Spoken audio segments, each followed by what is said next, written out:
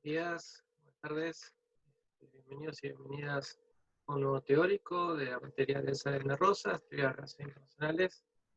En esta oportunidad lo que vamos a hacer es desarrollar distintas aproximaciones dentro de un paraguas bastante amplio denominado post-positivismo. El mismo, como dijimos, es un paraguas que busca cubrir distintas corrientes que van a compartir entre sí críticas hacia las tradiciones positivistas, ¿no?, empleadas para estudios de relaciones internacionales, entre las cuales se encuentran los paradigmas o los enfoques más tradicionales, centrales, a las disciplinas de relaciones internacionales, como el realismo, el neorrealismo, las distintas variantes del liberalismo, ¿no? Esta aproximación positivista, que incluye distintas ramas internas, van a rechazar la idea de conocimiento pueda ser neutral, la existencia de una verdad establecida para todos, la existencia de una realidad externa objetiva, la distinción objeto-sujeto, y la posibilidad de una ciencia social libre de valores preexistentes, ¿no? Esto obviamente marca muchas diferencias en relación a estas otras aproximaciones más tradicionales, ¿no?, basadas en la aplicación muchas veces de herramientas provenientes de, de las ciencias naturales, a veces inclusive de las ciencias exactas, que buscan conocimiento científico, exacto, que emplean la estadística, por ejemplo, ¿no? Aproximaciones cuantitativas. En cambio, el positivismo, ¿no?, suele adoptar mayormente metodologías cualitativas, discursivas, históricas, ¿no? Se diferencian nuevamente de lo que lo que estuvimos viendo mayormente en las primeras unidades de esta materia. Vinculado a lo que ya se señaló y que vamos a profundizar en las próximas filminas, ¿no?, los post-positivistas de las distintas corrientes consideran generalmente que el conocimiento y el poder están íntimamente relacionados, ¿no? Se ayudan mutuamente, digamos, a surgir uno y a perpetuarse el otro, y viceversa. Dentro de esta amplitud del enfoque post-positivista, tres de los enfoques más importantes, más relevantes, más influyentes, y que tienen para el día de hoy en los textos que entran en esta unidad, son el feminismo, el postestructuralismo y el postcolonialismo. El primero, ¿no?, el feminismo, es el que entraría en principio para el teórico, pero bueno, obviamente vamos a también cubrir elementos centrales que hacen a las otras dos contribuciones al entendimiento de las relaciones internacionales, como es el postestructuralismo y el postcolonialismo. Entonces,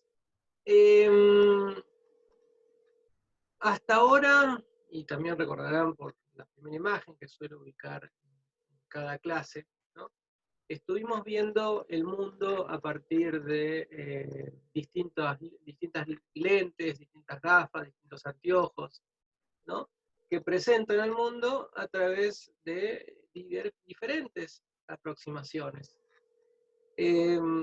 Por ejemplo, ¿no?, aquella que hace referencia a cómo actúan, cómo se comportan los estados en anarquía, cómo los estados no están solos, sino que también hay otros actores en la sociedad o el sistema internacional, los estados, las clases, ¿no?, el imperialismo en un mundo capitalista. Vimos también cómo los estados y otros actores son socialmente construidos en un mundo socialmente construido, como lo plantea el constructivismo precisamente. Y bueno, cada uno de estos lentes mencionados y otros más que también vimos, cuenta historias, ¿no? Cuenta presenta una manera de entender el mundo, que obviamente se focaliza en algunas variables, en algunas ideas, conceptos centrales, pero que a la vez, ¿no?, son aproximaciones reduccionistas, que dejan de lado, ¿no? Que ocultan, que oscurecen algunos otros elementos que también serían interesantes para comprender la diversidad, la complejidad de las relaciones internacionales y de las partes que interactúan en las mismas. Por eso, precisamente, el cuarto debate, tercero por algunos que lo clasifican de distinta manera, pero tradicionalmente considerado como el cuarto, ponía el énfasis en la necesidad de buscar quizás un diálogo más constructivo entre distintas aproximaciones, como el neorrealismo y el neoconstructivismo, y quizás, tal vez, arribar a ciertos consensos en torno a algunos elementos, conceptos, ideas. Ahora bien, todas estas distintas corrientes teóricas, escuelas, aproximaciones, corrientes, no prestan mayor atención entre sus postulados, entre sus elementos centrales, al género o a la mujer como tal. Entonces, lo que vamos a hacer en esta primera parte de la clase es precisamente focalizarnos en el feminismo y las contribuciones que esta aproximación presenta, ofrece al entendimiento de las relaciones internacionales. Y esta visión podríamos encontrarla surgiendo a fines de los años 80, pero obviamente con un antecedente muy importante, ¿no? Que fue la década de la mujer, ¿no? La misma fue convocada, presentada, impulsada por las Naciones Unidas entre 1975 y 1985. Se llevan a cabo, de hecho, 4 conferencias mundiales en ese periodo de 10 años, vinculado, ¿no? a las conferencias vinculadas a la mujer, y a través de esto, y también al rol de distintas organizaciones transgubernamentales, no gubernamentales, del activismo de las mujeres, pero también de muchos hombres que apoyaron estas ideas, se impulsó, ¿no? El florecimiento de esta visión feminista, ¿no? No solamente, o no ya enfocado en el contexto doméstico, privado, de una sociedad, sino apuntando al exterior, apuntando a las relaciones internacionales. De esta manera se ubicó al género y a la desigualdad del mismo, ¿no? Del género, en la agenda global y en la de muchos países a nivel doméstico también, cómo podrían aprovechar estos elementos para hacer una política exterior más exitosa.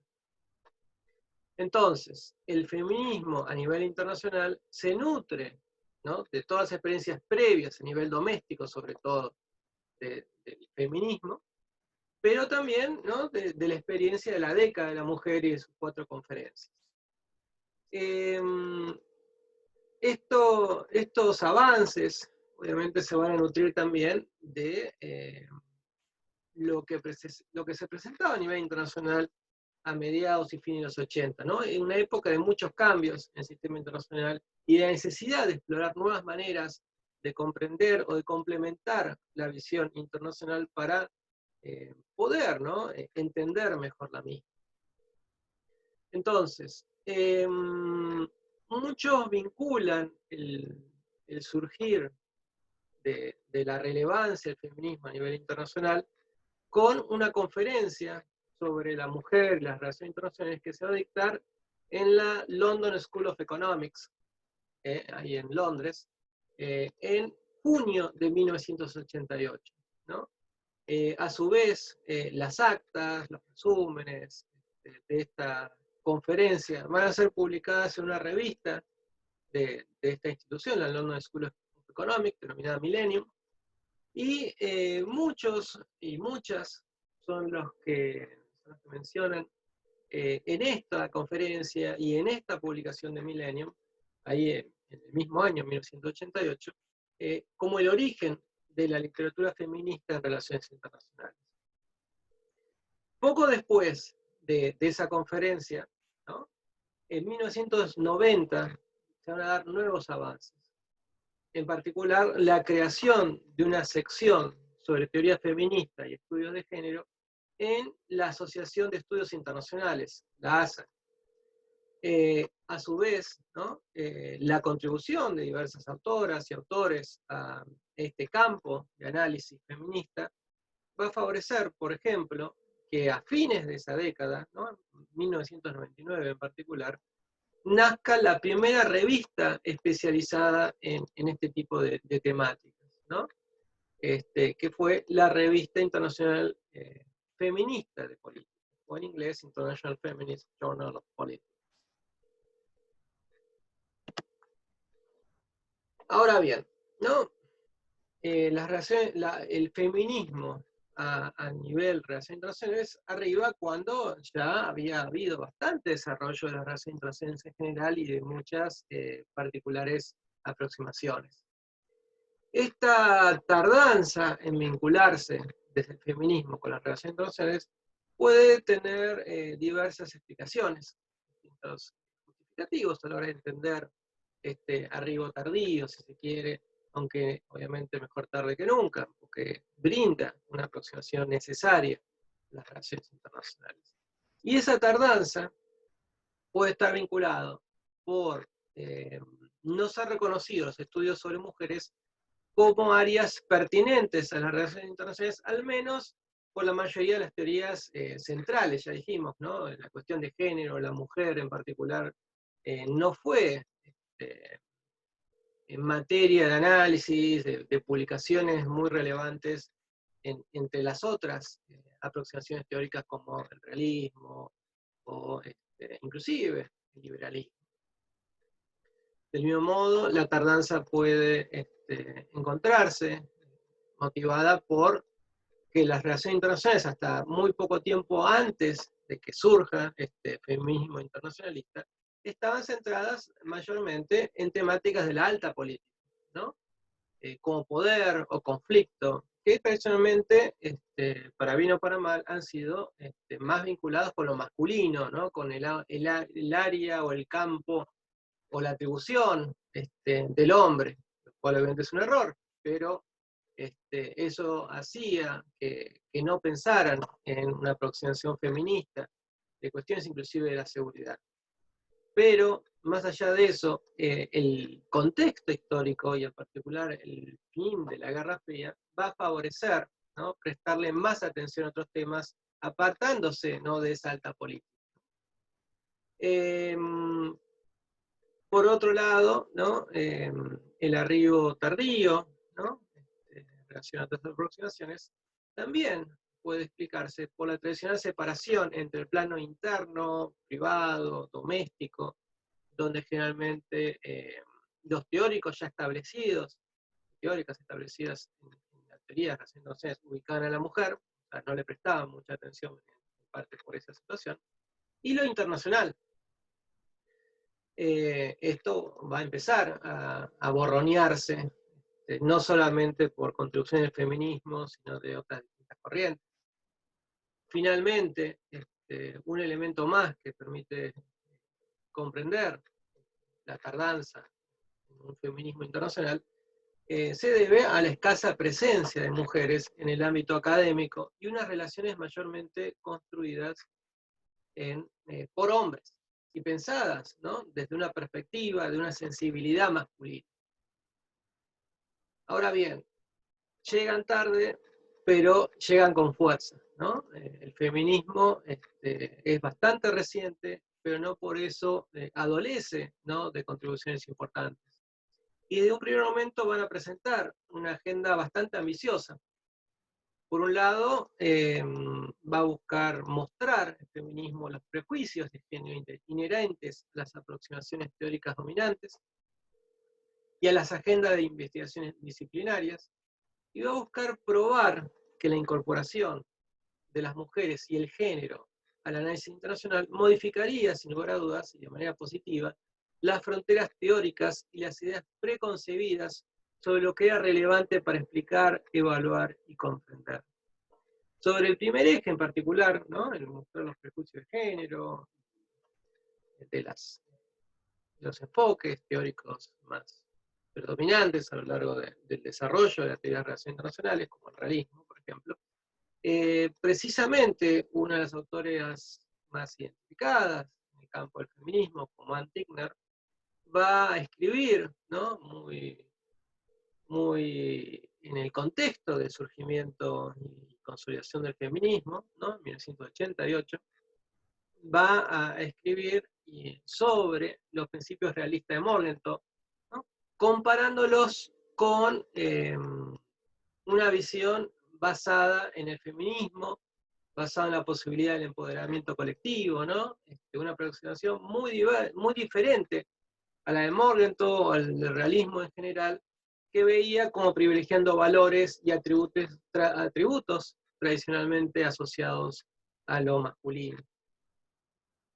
De hecho, acá, si ustedes quieren, ¿no? Pueden parar unos minutos la presentación y observar, ¿no? Cómo Tigner juega con los 6 principios del realismo, según Morgenthau, cómo le contrapone la visión feminista en los mismos puntos.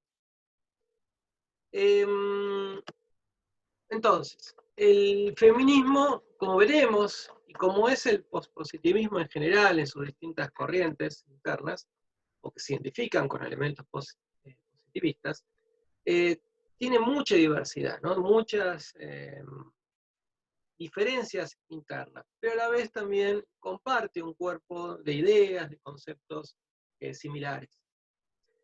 En ese sentido, ¿no? Podemos enumerar varias características compartidas dentro de los diversos feminismos de las relaciones internacionales.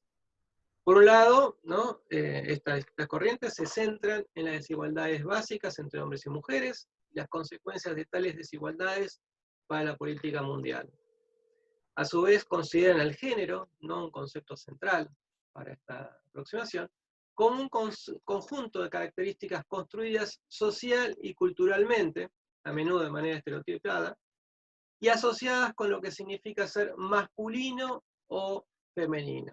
En ese sentido, ¿no? Aquellos atributos asociados con una identidad masculina serían, por ejemplo, ¿no? Ser fuerte, ser autónomo, ser agresivo, ¿no? Es una construcción social de los hombres como hombres, ¿no? Como hombres entre comillas, ¿no? Es una visión obviamente parcial y no completa, pero es cómo presentan lo que es supuestamente masculino muchas corrientes o muchos pensamientos. Por el contrario, ¿no? Los atributos asociados a lo femenino o una identidad femenina serían, bueno, ser emocional, ser dependiente, ser afectuosa. Nuevamente, una construcción social sobre las mujeres como mujeres, o como entes o actores femeninos. Entonces, las distintas aproximaciones feministas quieren hacer visibles las estructuras de género para que puedan ser desafiadas, ¿no? Diciendo, bueno, ¿qué es género? ¿Qué se entiende por género? ¿Cómo se entiende cada elemento masculino o femenino? ¿Cómo es construido este elemento? Y cómo puede ser criticado y cambiado.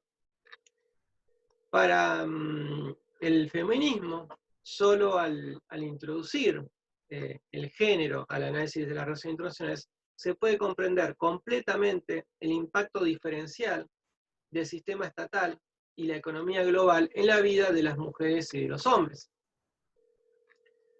Del mismo modo, los diversos feminismos poseen un compromiso normativo para mejorar la vida de las mujeres y también de los hombres.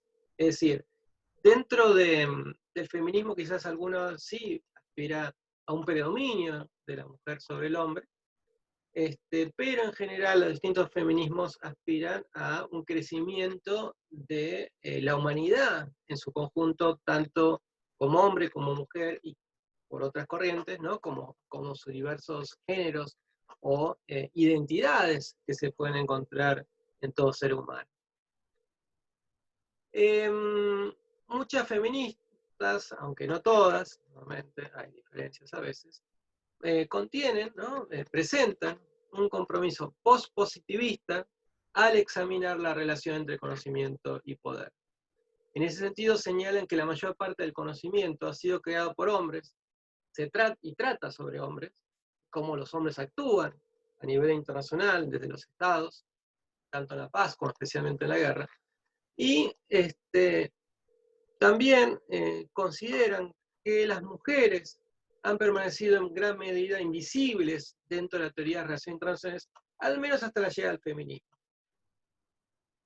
Otros elementos centrales compartidos son que ven un sistema internacional constituido por jerarquías de género que contribuyen a la subordinación de la mujer. En ese sentido, ¿no?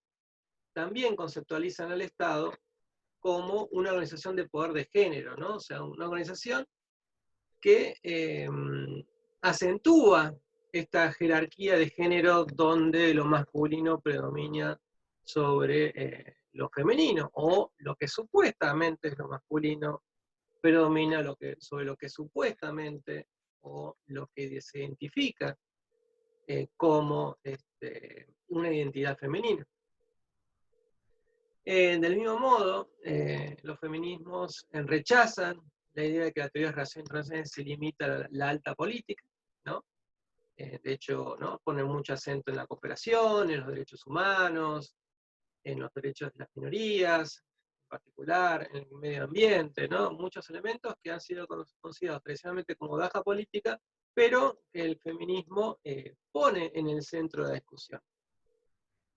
También podemos decir que los feminismos comparten en general una visión positiva, al menos perfectible, de la naturaleza humana, ¿no? En el sentido de que la naturaleza puede ser cambiada para mejor. Y por naturaleza hacemos referencia, ¿no? al lugar de la mujer, a la situación, ¿no? Y a la participación del hombre, la construcción de un mundo en una situación de mayor igualdad, mayor respeto y mayor participación. A menudo, ¿no? Los feminismos comienzan sus análisis sobre las relaciones internacionales, de la realidad internacional a nivel micro. Es decir, intentan entender cómo la vida de las personas, especialmente las personas marginadas en la periferia, afectan, periferia del mundo y periferia a veces también del Estado, ¿no? Afectan y se ven afectadas por la política global.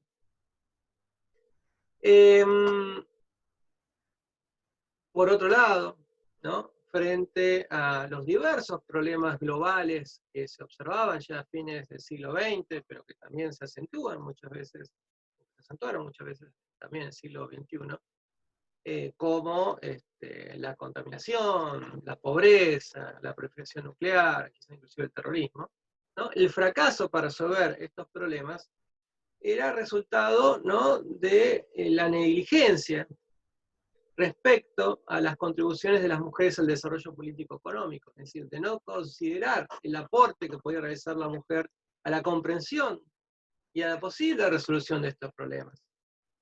También ese fracaso se vinculaba, según el feminismo, a la falta de apoyo por parte de los gobiernos y de las agencias o instituciones internacionales. Entonces, el feminismo se propone modificar esto, ¿no? Finalmente, ¿no? Los distintos feminismos comparten también, en general, un interés por la emancipación de género, más que igualdad de género, ¿no? Algunos sí hablan de igualdad de género, pero también coinciden en una idea, en un concepto denominado emancipación de género. El problema, y acá viene el tema de la diversidad, es que no hay mucho consenso entre distintas corrientes internas al feminismo sobre qué quieren decir con emancipación de género, es decir, varía mucho en función de cada aproximación, y también se diferencian entre sí sobre cuáles deberían ser los caminos para alcanzar esa emancipación.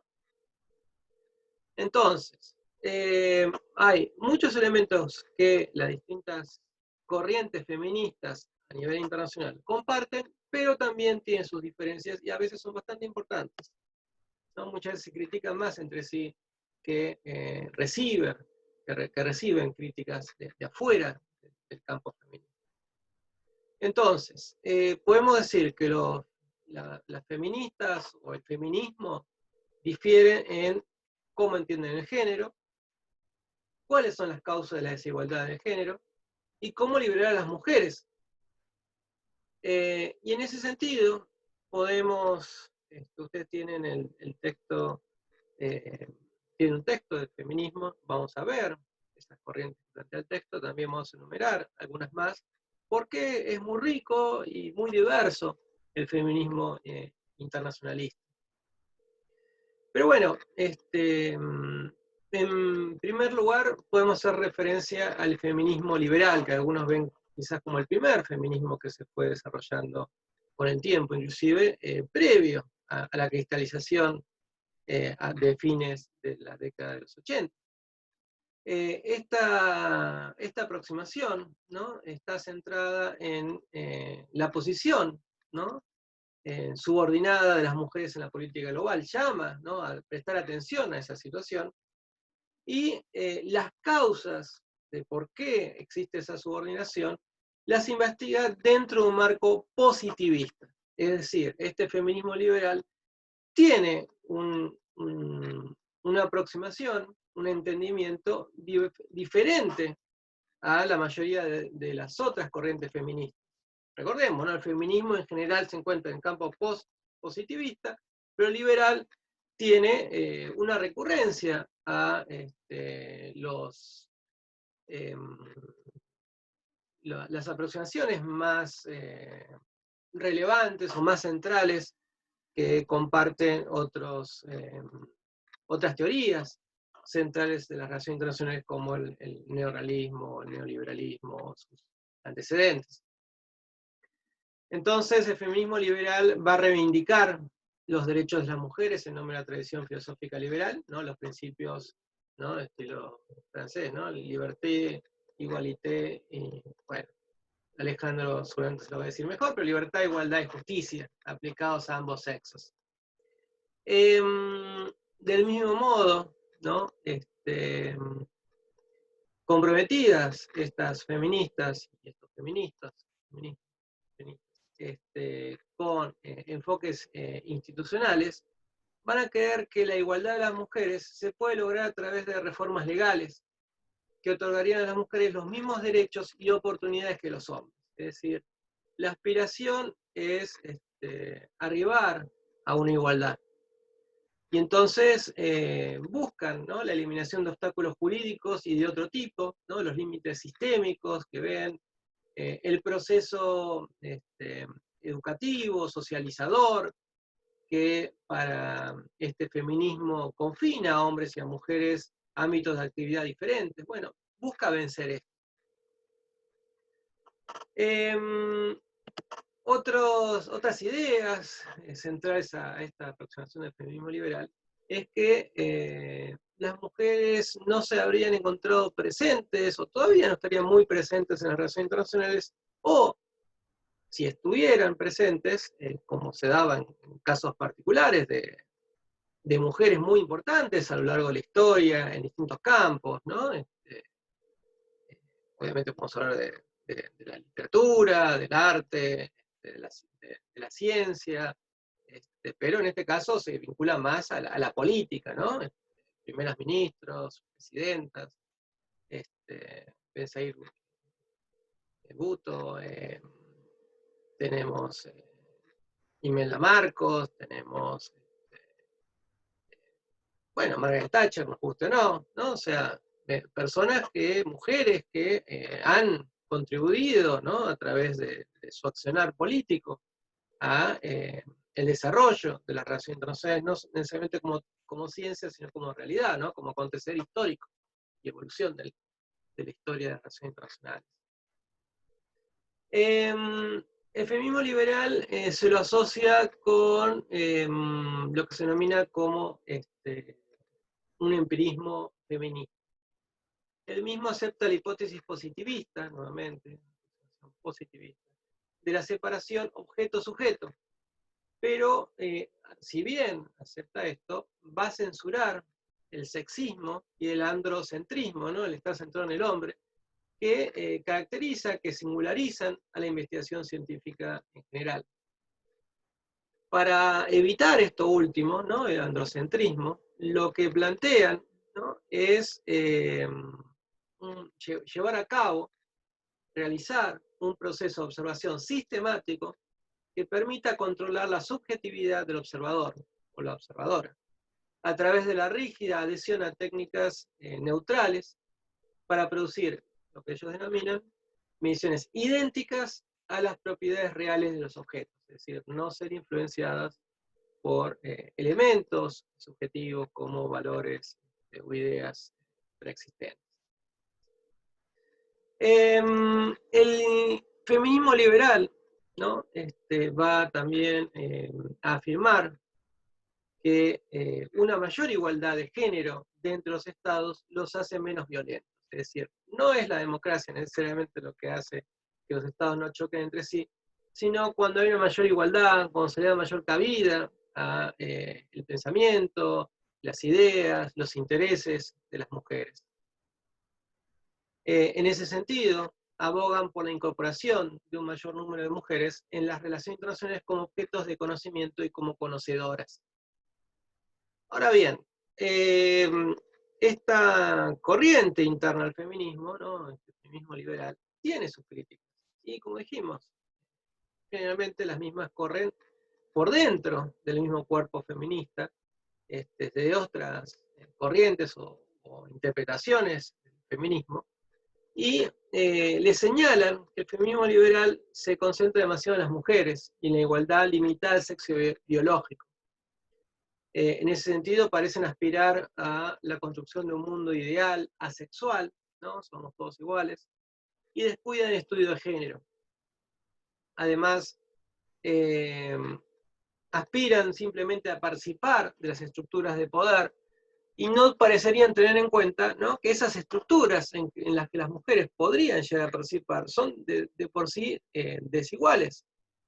Y también en ese sentido no parecen ver ninguna necesidad de examinar críticamente las estructuras y las relaciones internacionales como tales, ¿no?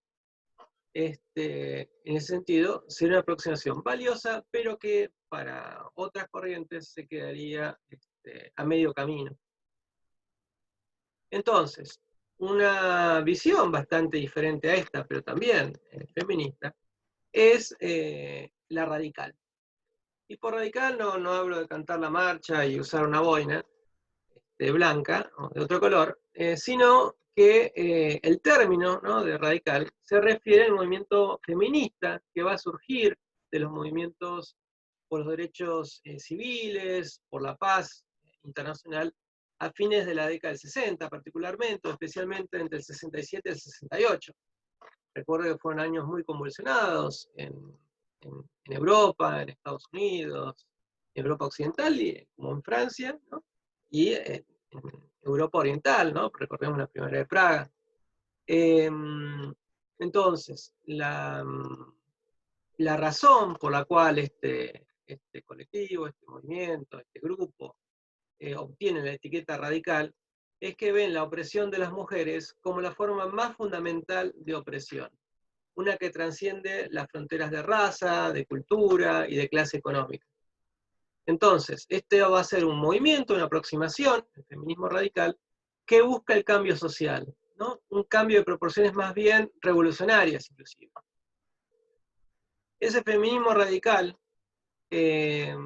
subraya las diferencias y no la igualdad entre la mujer y el hombre como sí hacía el liberal, el feminismo liberal, ¿no?, caracterizando a las mujeres por su supuesto, al menos, pacifismo, sensibilidad o empatía. A esas virtudes, a esos valores que el feminismo radical asocia a, a las mujeres, las ven como, o los ven, considerados también virtudes y valores, como universales, haciendo entonces de la mujer una categoría unificada y homogénea. Y a la vez, estos valores, estas cualidades, estas virtudes, las consideran mejores e inclusive moralmente superiores a los atributos masculinos. En ese sentido, plantean, ¿no? De que el mundo sería mejor si se sustituyeran unos por otros. El feminismo radical ve la existencia de un dominio del hombre sobre la mujer cuyo origen, ¿no?, se encuentra en el patriarcado, que una autora, ¿no?, como Anne Sisson Runyan, va a definir como un sistema mundial de dominio masculino sobre todos los aspectos de la vida, que va desde la familia y la economía hasta el Estado y el sistema internacional, o sea, cubre todo, a nivel doméstico e internacional. En este mismo orden de ideas, ¿no?, va a rechazar la separación entre esfera pública y privada y recupera la primera, ¿no?, la esfera pública, como un espacio político, ¿no? Incluso habla de que el dormitorio es algo político, y en el dormitorio también se ejerce una opresión, ¿no?, del hombre sobre la mujer, una subordinación de la segunda al primero. Entonces, en vez de un enfoque, como me planteaba el liberalismo, ¿no?, un empirismo feminista, lo que plantea el feminismo radical es un punto de vista feminista, con el cual se busca explicar e interpretar el mundo y la conducta social, y que exige, este punto de vista, una investigación centrada en las mujeres como sujetos cognoscentes, y rechaza la idea de una verdad no mediatizada sobre el mundo, ¿no? En ese sentido, el conocimiento alcanzado desde este punto de vista sería más neutral y crítico de las instituciones y relaciones de poder existentes, sería más útil, entonces, para comprender el mundo. ¿Cuál crítica le podemos hacer a esta visión? Bueno, por un lado sigue centrándose básicamente en la mujer, y la presenta como una categoría universal y unificada, ¿no?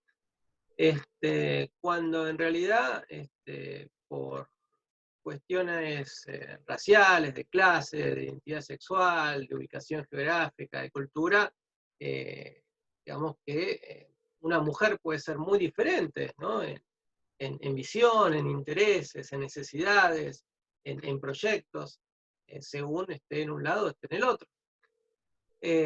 También se le critica al feminismo radical el que asocie a la mujer con atributos como el pacifismo.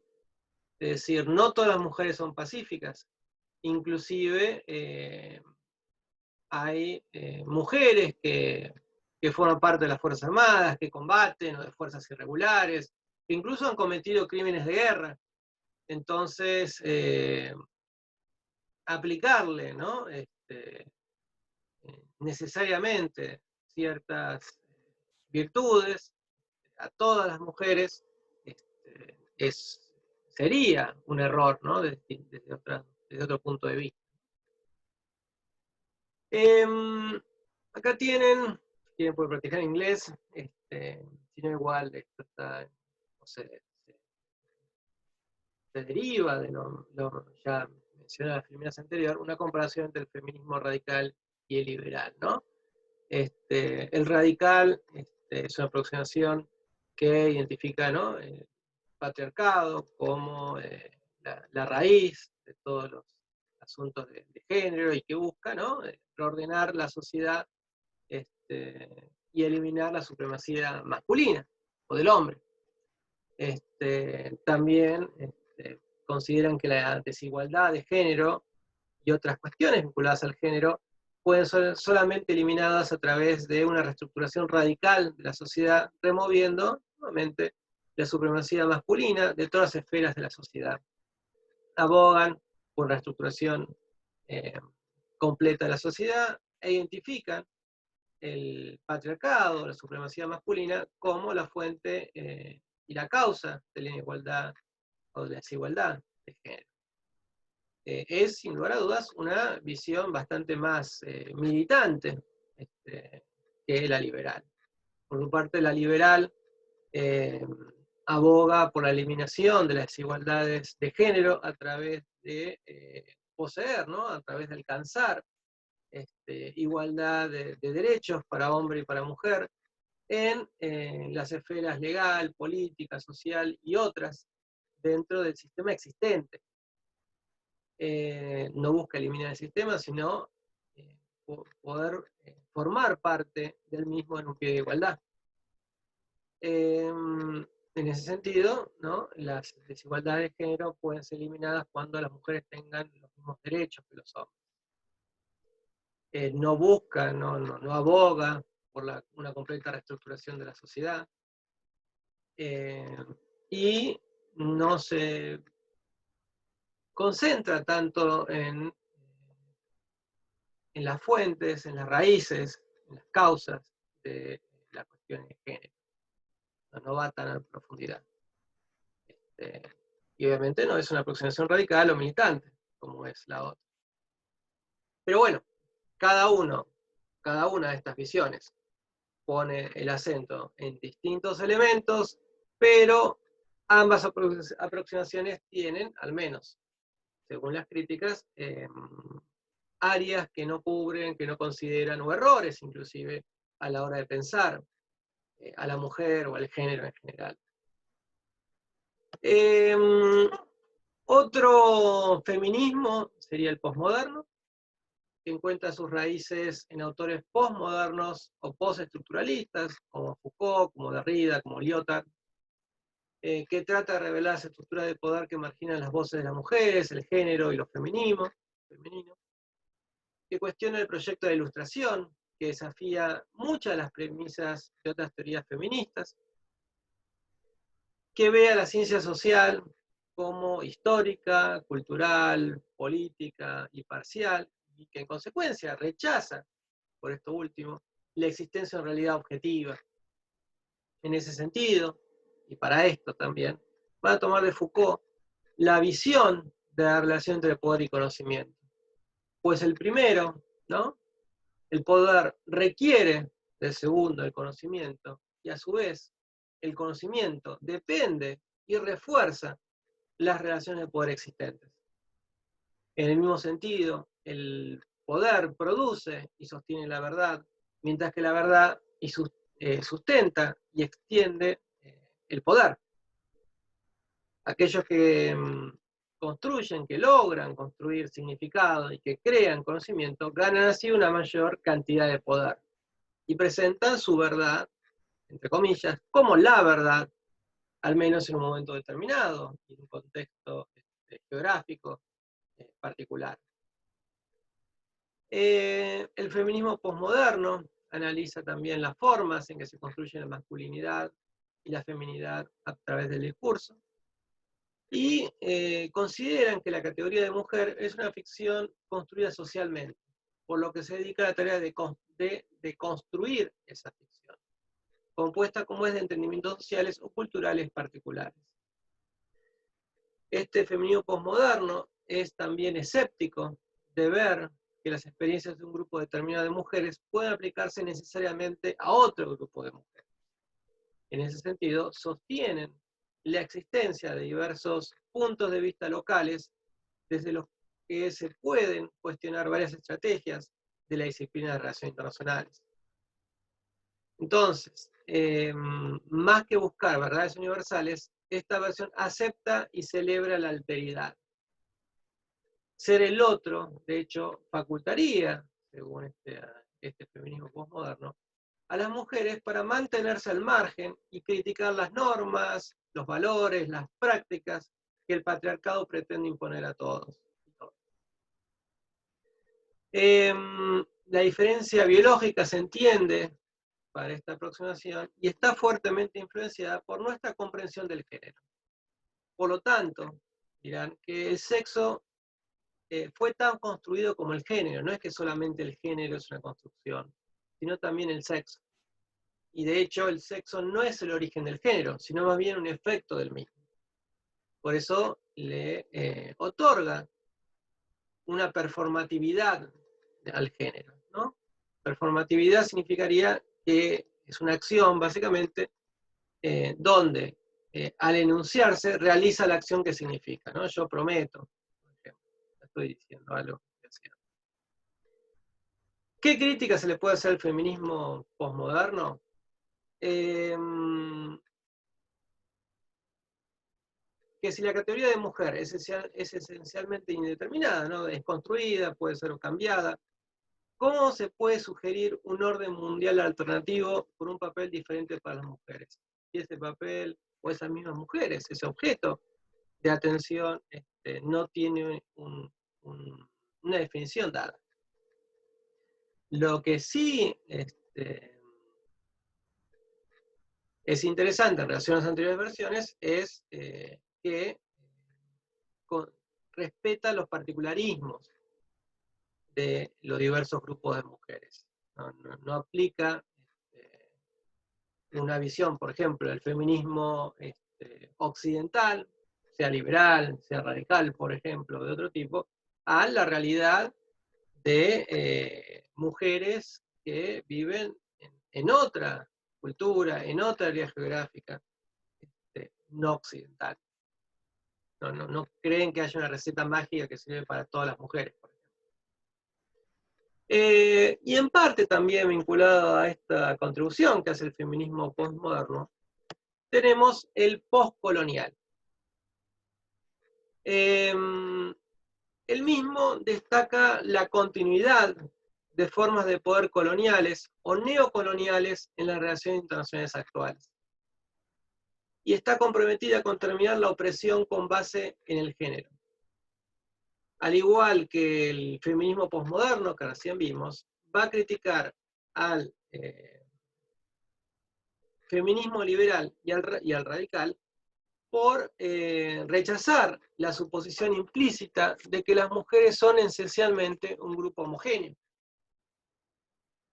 Del mismo modo, al pensar esto, considera que la mujer en realidad, o que hay distintos grupos de mujeres afectados por la raza, la clase, la cultura, la sexualidad, la misma historia, ¿no?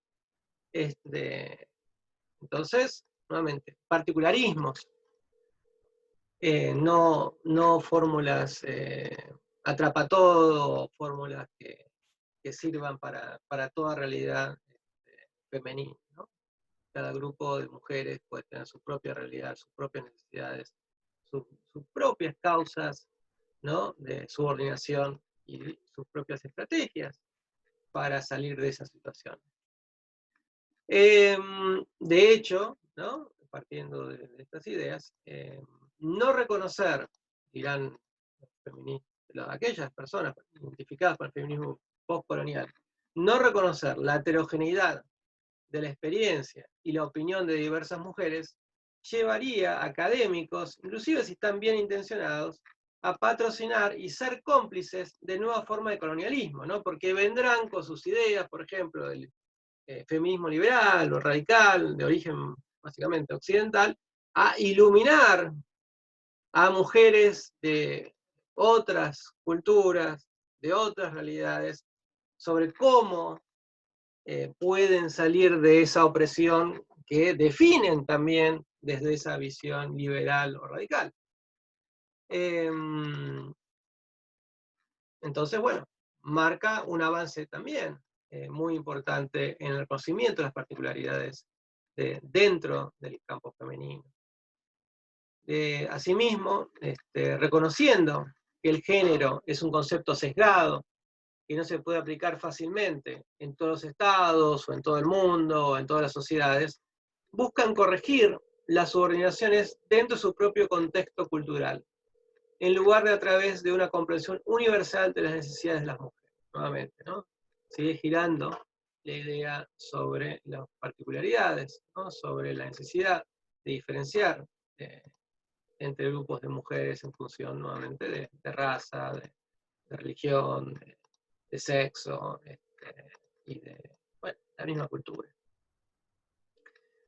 Estos 4 feminismos, el liberal, el radical, el postestructural, el postcolonial, lo tienen ustedes, lo pueden profundizar ahí en el texto, pero vamos a enumerar algunos más simplemente para remarcar la diversidad existente dentro del campo feminista a nivel internacional. De esta manera, si bien Manzanares no los incluye, podemos hablar de un feminismo constructivista, que se centra en la forma en que las ideas sobre género influyen en la política global, así como en las formas en que la política global da forma a las ideas sobre género, ¿no?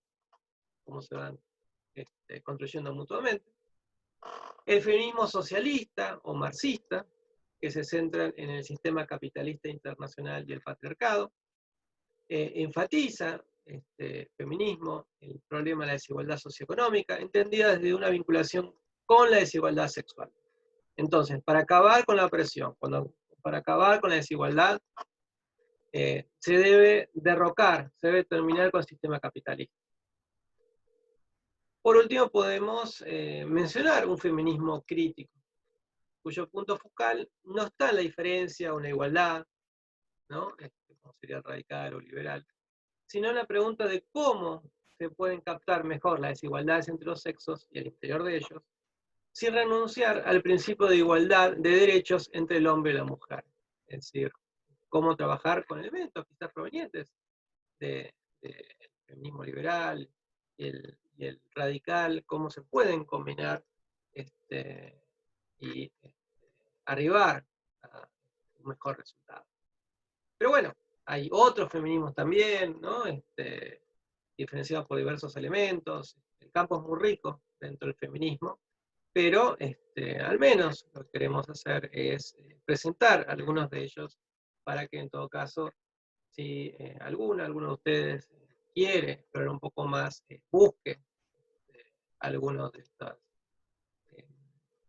estas visiones particulares dentro del feminismo a nivel internacional. Algunas conclusiones que podemos extraer sobre el feminismo.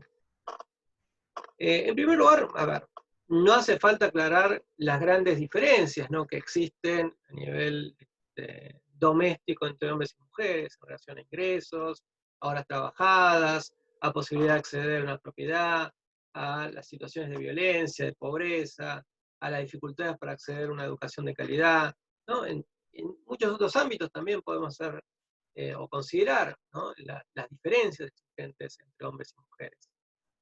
A nivel internacional inclusive también esto se ve representado en que actualmente, ¿no?, menos del 10% de los países se encuentran liderados, ¿no?, presididos, en forma de presidente, de forma de presidenta, o de primera ministra, o de reina, inclusive, por una mujer, ¿no? Y cerca de la mitad de este 10% que encontramos a nivel global de países encabezados por alguna mujer, como jefe de gobierno, jefe de Estado, cerca de la mitad están en Europa.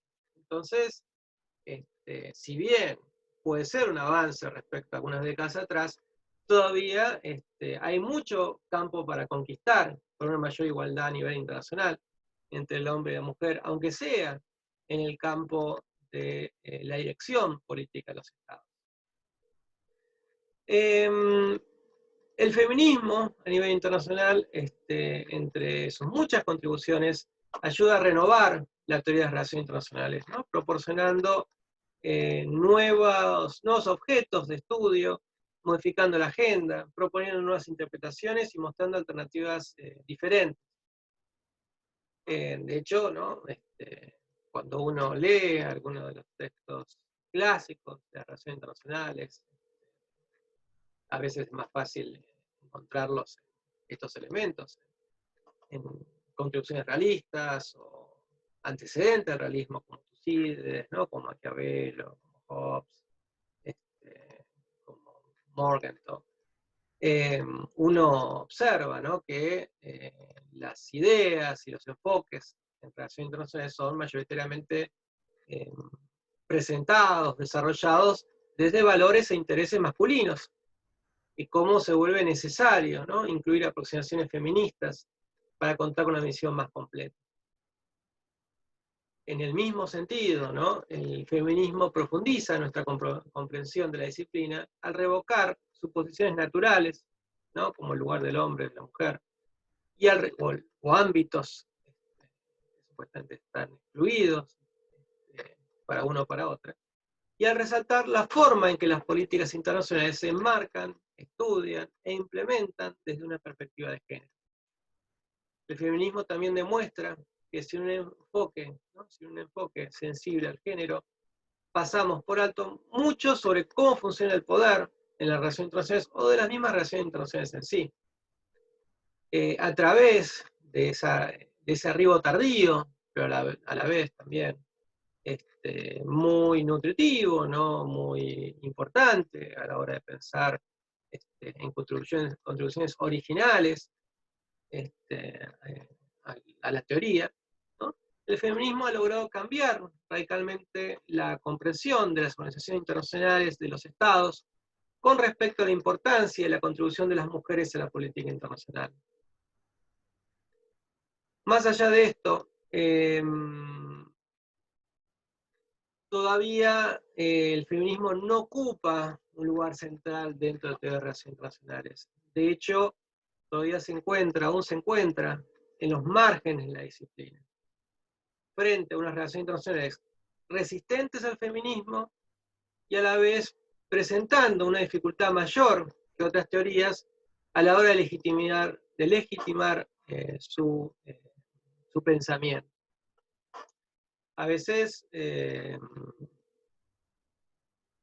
algunos dicen que porque se debe la gran heterogeneidad existente dentro del feminismo, que si bien enriquece, ¿no? Si sumamos los distintos aportes en una visión unificadora, pero también a la vez complica la explicación y la comprensión de este enfoque bastante variado.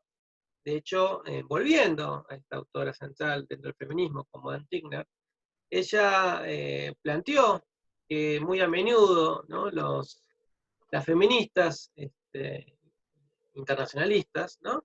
se encuentran, ¿no? De luego dar una super presentación, detallar un paper, ¿no?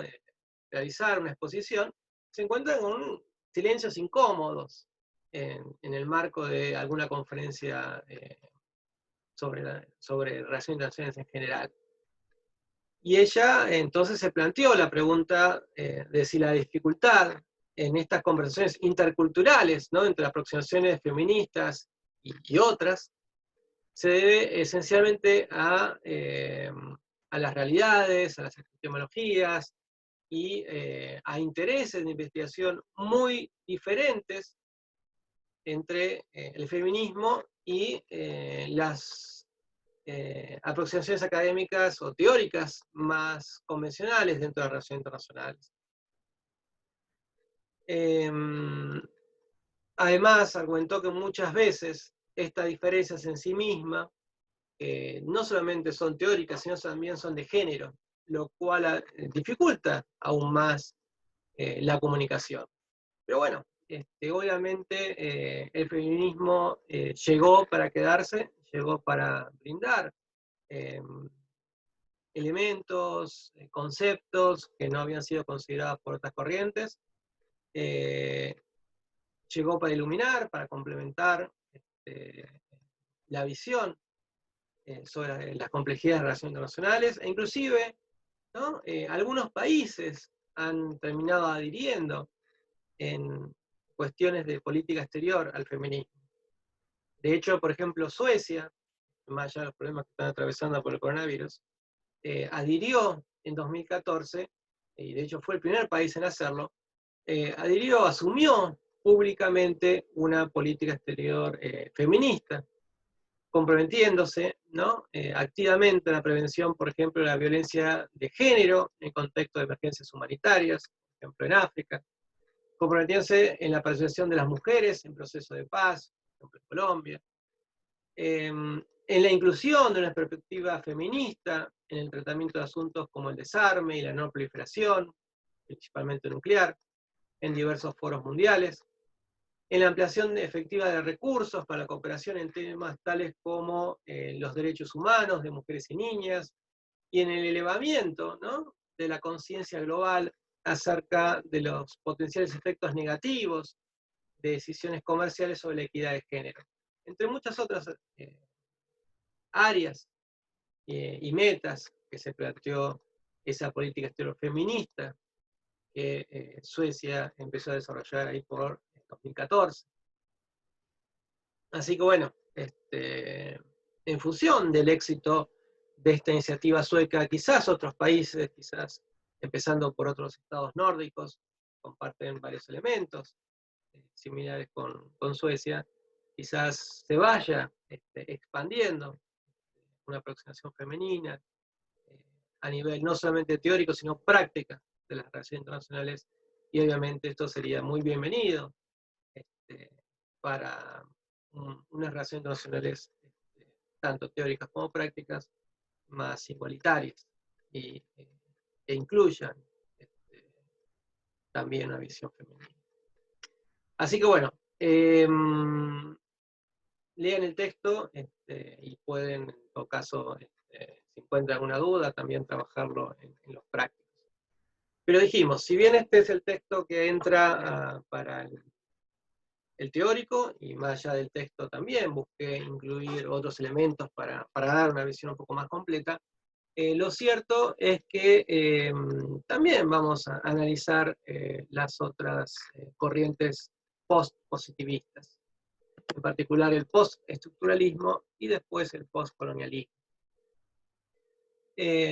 Algunos ponen post, otros dicen que es post, ustedes no se preocupen, en ese sentido lo pueden poner como quieran, porque los mismos textos a veces los ponen de una manera u otra.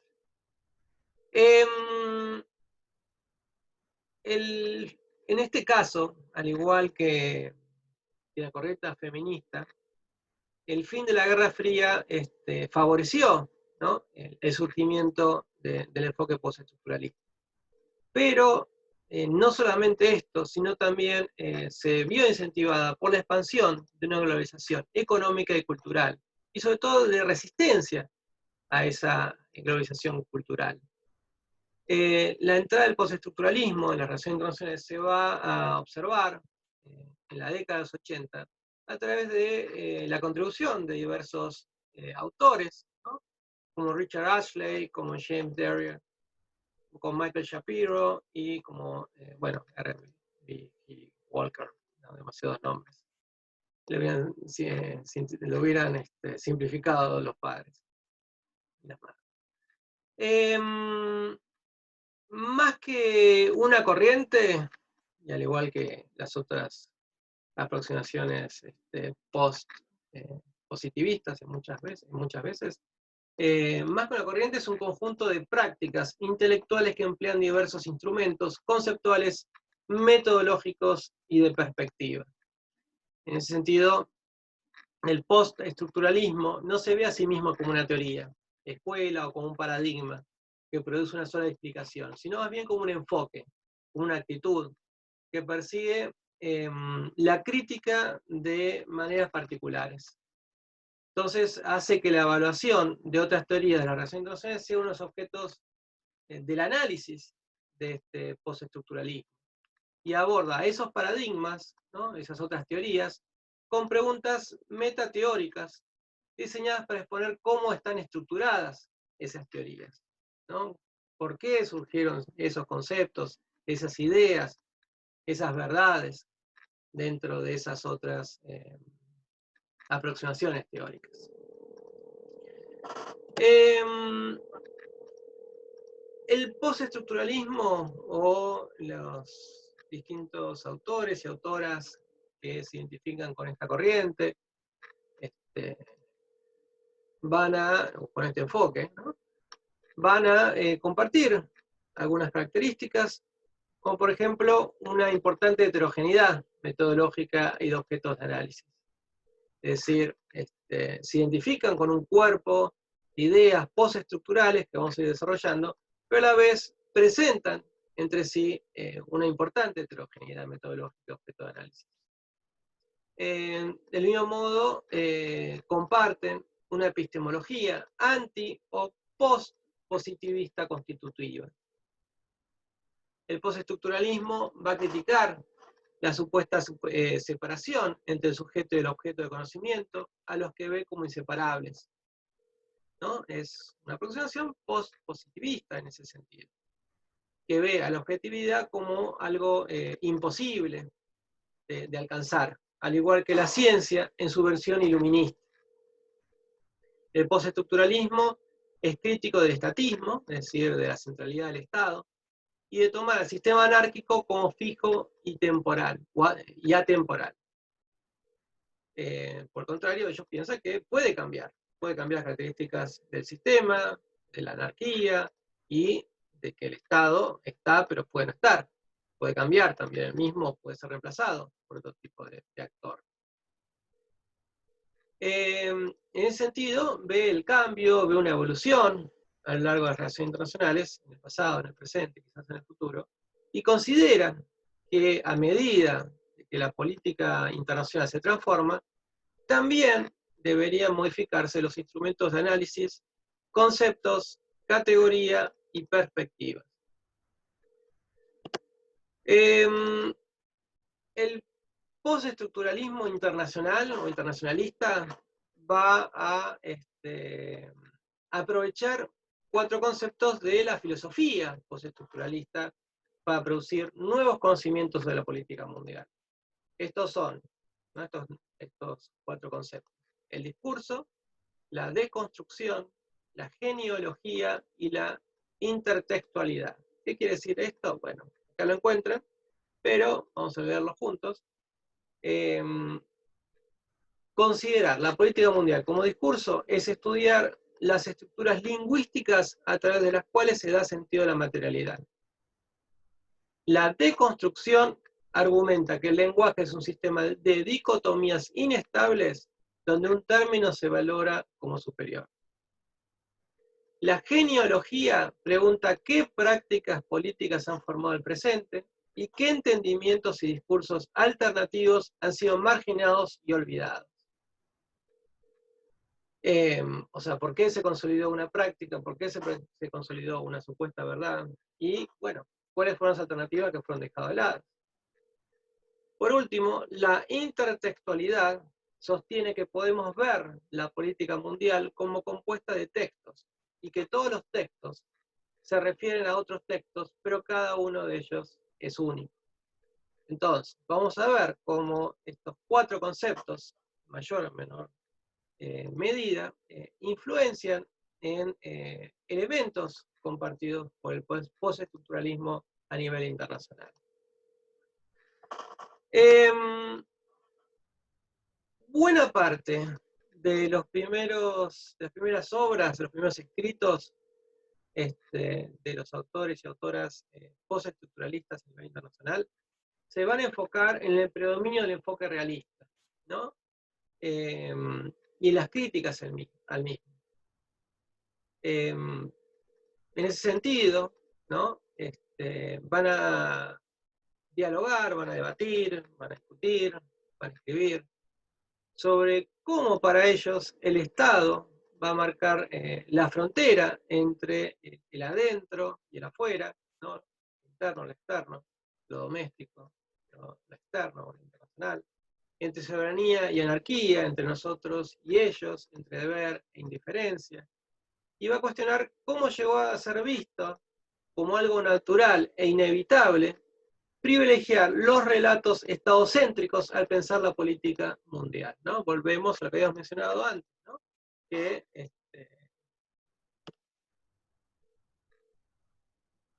es crítico del estatismo, ¿no?, de la centralidad en el Estado. El postestructuralismo internacionalista tiene como uno de sus temas centrales la construcción de identidades y otredades. Y acá aprovecha la contribución de Foucault, como otras corrientes lo han hecho también. Este autor se preguntaba cómo se han producido históricamente las categorías del sujeto humano. En ese sentido, cómo se han constituido las identidades de mujeres y hombres, de occidentales y orientales, de norte y sur, de civilización y no civilización, o civilizados e incivilizados, de desarrollados y subdesarrollados, de domésticos y extranjeros. de racionales y irracionales, bueno, una gran cantidad de dicotomías a lo largo del tiempo en diferentes lugares. Entonces el postestructuralismo va a estudiar las prácticas culturales a través de las cuales se establecen las inclusiones y exclusiones que dan significado a los pares binarios.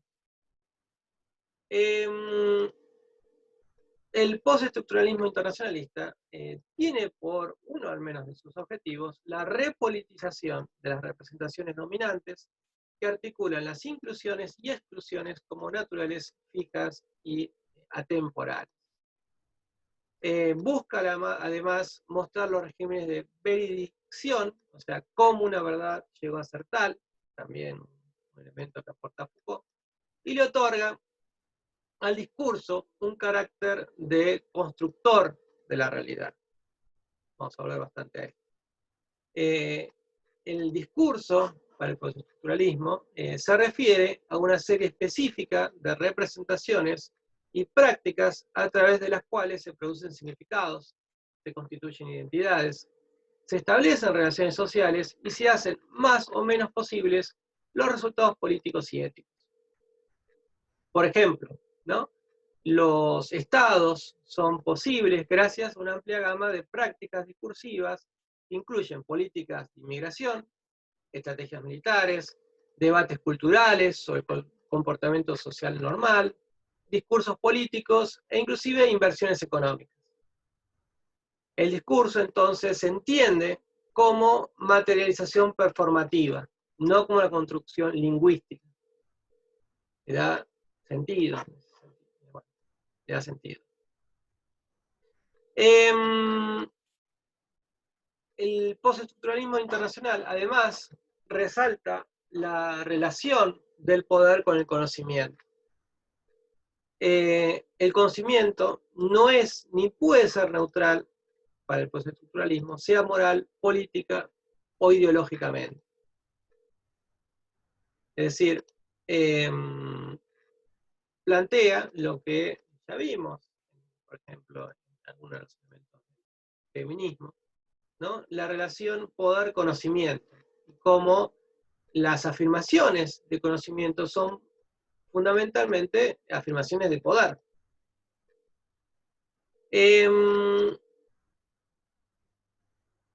Por eso, ¿no? Acá una de las frases famosas, ¿no? de Foucault, ¿no? No hay relación de poder sin la constitución correlativa de un campo de conocimiento, ni conocimiento alguno que no presuponga y constituya al mismo tiempo relaciones de poder.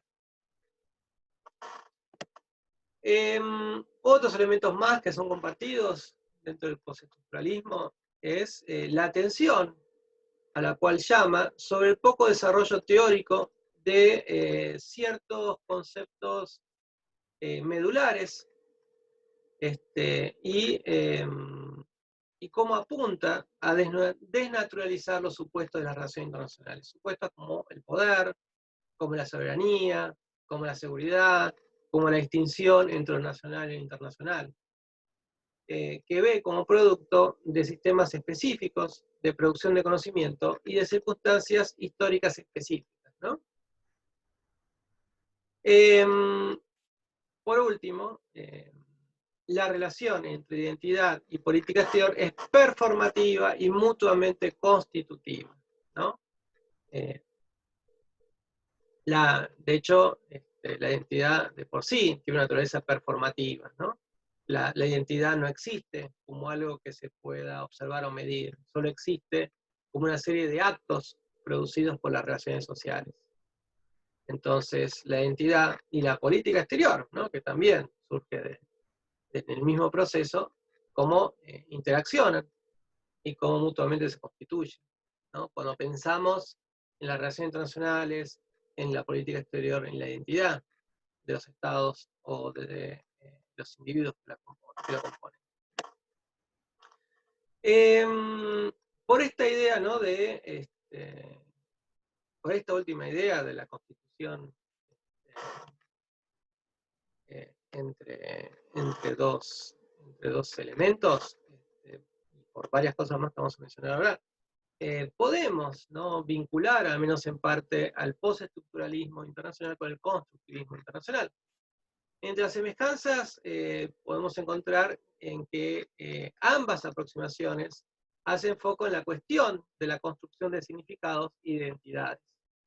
Del mismo modo, le otorgan un papel destacado al lenguaje en sus investigaciones y sostienen la idea de un mundo construido por la interacción de las personas en circunstancias determinadas, así como que el conocimiento es socialmente construido y presentan a su vez enfoques post-positivistas. Es decir, hay un cuerpo común, hay varios elementos que comparten el postestructuralismo internacionalista y el constructivismo a nivel internacional. Pero también poseen algunas diferencias. La principal es que los posmodernos o los postestructurales son más radicales, manifestando la imposibilidad de la ciencia y la verdad, considerando esta última, ¿no?, la verdad como interpretaciones cuyo carácter hegemónico se encuentra ligado a las relaciones de poder vigente en el momento de la aparición de esa supuesta verdad, ¿no?, como para recordar algo que ya mencionamos. Por su parte, el constructivismo internacional considera la posibilidad de que los fundamentos existan y no le presta mucha atención a las relaciones de poder, cosa que el postestructuralismo sí lo hace, porque además a partir del poder se entiende el conocimiento, como así también a partir del conocimiento se entiende el poder. Entonces esa vinculación no está de manera tan directa en constructivismo. Entonces, el postestructuralismo surge en la década de los 80, va desarrollando ciertas ideas mayormente compartidas por distintos autores y autoras, y en el marco, ¿no?, del sistema o el mundo post-11 de septiembre, y en particular de la guerra global contra el terror, el postestructuralismo, aprovechando los elementos, contribuyen también al entendimiento, al menos de su perspectiva, a esa realidad, ¿no?, de ese mundo involucrado en una guerra global contra el terrorismo.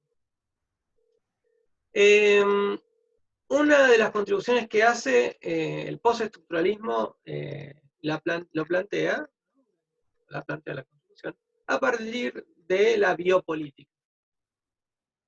Aquí, ¿no?, el biopoder es entendido como una tecnología de poder distinto al poder soberano.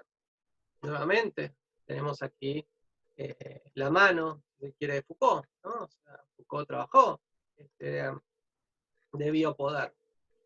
Pero bueno, a diferencia del poder soberano, ¿no?, que a veces te mata, a veces te deja vivir, en vez de reprimir, este biopoder va a tratar de administrar, de aumentar, de multiplicar, de controlar y de regular la vida de la población. En esta visión, ¿no?, del biopoder, el liberalismo funcionaría como el marco al interior del cual se inscribe la biopolítica, la cual, esta última, busca reforzar la seguridad de los procesos económicos o los procesos intrínsecos a la población. En ese sentido, la seguridad se vuelve parte de la normalidad, este estado de seguridad.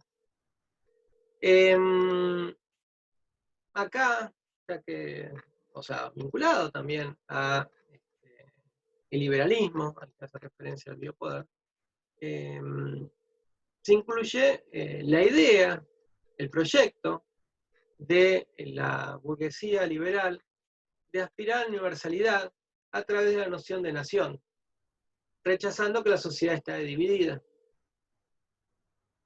En ese sentido, ¿no?, esa burguesía liberal eleva al racismo como el mecanismo fundamental para el ejercicio soberano de matar y la muerte del otro. Esta muerte, este otro, aquel que supuestamente pone en riesgo la existencia misma del Estado-Nación, se convertirá en una condición para el mejoramiento de la propia vida, ¿no? Se entiende, ¿no?, que frente a un otro que supuestamente busca destruir una sociedad unitaria, una sociedad que quiere vivir, o un Estado mismo, ¿no?, frente a ese otro, con el cual no se puede negociar, se requiere su eliminación, ¿no? Cuanto más mates de ese otro, ese terrorista fundamentalista que viene a destruir nuestra sociedad, nuestra vida, nuestro estilo de vida, cuanto más mates, más vivirás. Cuanto más mates del otro, más vivirá uno con nosotros. Entonces, la guerra global contra el terror, una guerra liberal por excelencia, presenta el exterminio de los enemigos, ¿no?, ese enemigo, nuevamente, con el cual no se puede negociar, al cual hay que matar antes que, por ejemplo, se haga arma de destrucción masiva, ataques preventivos, junto a la imposición de la democracia, como un elemento que va a servir supuestamente por una mayor estabilidad, una paz, pero también para la penetración de elementos liberales, incluso a nivel económico, presenta entonces ese exterminio del otro y esa imposición de la democracia como algo necesario, ¿no? Lo justifica, legaliza, le da sentido a esa guerra global contra el terror. Pero también para entender desde otras perspectivas, también postestructuralista, esa guerra contra el terror, algunos autores retoman las contribuciones de Carl Schmitt, que tiene, digamos, un pasado, ¿no?, en la Alemania nazi bastante polémico o complicado, pero que más allá de eso contribuyó distintos elementos que enriquecieron, en particular al postestructuralismo, pero sino a la ciencia en general. Y Carl Schmitt va, o de él, se retoma el concepto de estado de excepción, como una decisión soberana que suspende la norma a fin de procurar su restitución. Para este enfoque que retoma a Schmitt, la guerra global contra el terror va a suponer, ¿no?, el derribamiento de todas las fronteras y la anulación de todas las soberanías territoriales, ¿no? Se trabaja en combate a ese terror, a ese terrorismo, y eso deja o obliga supuestamente a dejar de lado las ideas de fronteras o de soberanías territoriales. Vinculado a esto, vinculado a Schmitt, rescatan la importancia que ese autor alemán daba al lenguaje y al discurso en su concepción de poder. También aprovechan, ¿no?, la crítica que Schmitt hace a la utilización por el liberalismo del concepto de humanidad en nombre del cual comenzaban a justificarse intervenciones internacionales y guerras.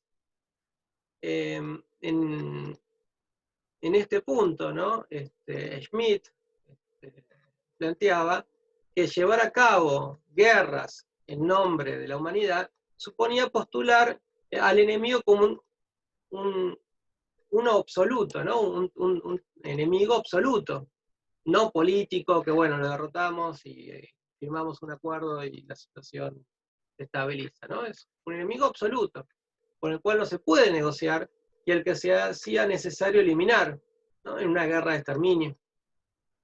Del mismo modo, el recurso a la humanidad suponía la emergencia de característico discurso universalista del liberalismo, aunque él mismo buscaba, ¿no?, negar su carácter político particular, es decir, buscaba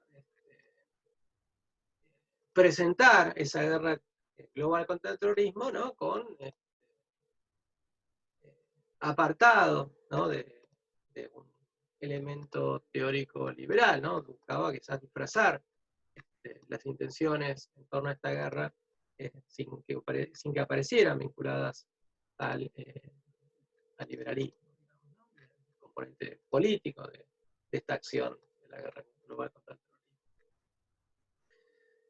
terrorismo. Algunas conclusiones que podemos extraer del postestructuralismo es que de estos autores y autoras llaman la atención sobre que los conceptos empleados por los enfoques hegemónicos en relaciones internacionales son constructos y no verdades indiscutidas. Aporta el postestructuralismo a la teoría de las relaciones internacionales al cuestionar cómo el significado y el orden son impuestos y al presentar una preocupación central por la relación entre saber y poder. Podríamos decir, ¿no?, de que al postestructuralismo y a su crítica incesante, ¿no?, se le señala que pasa demasiado tiempo precisamente criticando otras visiones, otras aproximaciones teóricas, otras corrientes, otros enfoques, y muy poco tiempo presentando un análisis propio de las relaciones internacionales.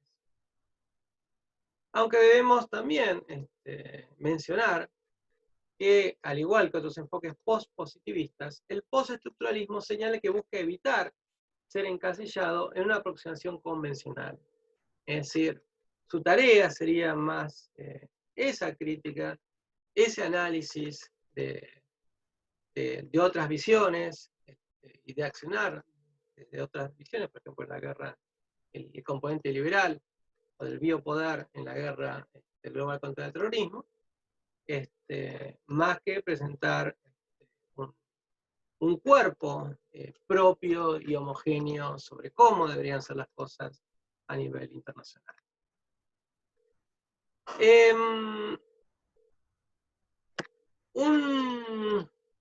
Una corriente que sí se plantea, si se quiere, impulsar algún cambio más radical y no solamente para comprender cómo surge la verdad o comprender qué hay detrás de estrategias como la guerra global contra el terror, es el postcolonialismo. Y el mismo es un término empleado, ¿no?, para caracterizar una multiplicidad de perspectivas, de tradiciones, de enfoques de diferentes regiones, contextos históricos y disciplinas académicas. Nuevamente, la heterogeneidad es un rasgo que caracteriza a muchos de los enfoques que se identifican con el postpositivismo, entre ellos el postcolonialismo. Esta aproximación tiene su origen a partir de las distintas independencias que se van dando a lo largo del siglo XX, particularmente en su segunda mitad, aunque comienzan a tener un mayor desarrollo, ¿no?, un mayor impacto, a fines de los 70 e inicio de los 80. En el texto que ustedes poseen, ¿no?, se plantea que en una primera etapa los postcolonialistas mostraron interés en el sur global y en sus construcciones por teorías eurocéntricas de ese sur global, ¿no?, y en las prácticas e instituciones enfocadas en la teoría del desarrollo. Acá tenemos diversos autores, entre ellos Marchand, que es una de las personas que escribió el texto de ustedes, y Edward Said, un palestino norteamericano que después vamos a volver a señalar porque muchos consideran que fue el primer autor, al menos moderno, que trabajó muchos elementos que hicieron al postcolonialismo, ¿ven?, como un antecedente, pero también una parte del postcolonialismo. Más tarde se dirá que en la primera parte del siglo XXI, desde el postcolonialismo van a construir con debates sobre el imperio y sobre los asuntos relacionados con el encuentro con el otro, colonial o postcolonial, incluyendo las construcciones discursivas sobre los migrantes y de la gente proveniente del sur global, ¿no?, las grandes migraciones, como, bueno, evitar que esa gente diferente nos invada, básicamente, ¿no?, elementos que fueron trabajados en Occidente y que, bueno, el postcolonialismo pone en duda, o al menos pone una perspectiva propia a la hora de entender esas otras visiones.